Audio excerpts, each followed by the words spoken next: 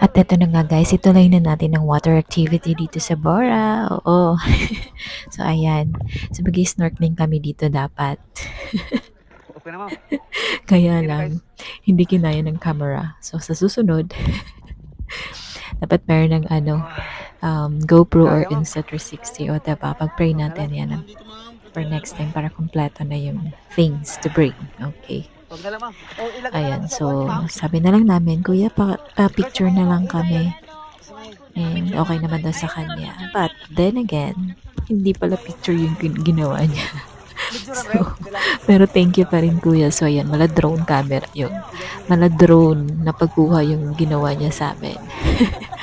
Kaya ayan, appreciate namin yan kuya. And we're happy na ginawa mo yan sa amin. Kahit na di kami nakapag-snorkeling. Ayan. Happy kami for that. Although yes, meron din naman sa katanduanes ng dagat. Oo, di ba? Pero yes, iba pa rin naman pag nasa ibang lugar ka, di ba? So, pero syempre hindi ko rin papatalo yung dagat sa amin, sa isla. But then, still, sabi ko nga, maganda pa rin. Maganda. Maganda dito. So, and we really enjoy our trip here.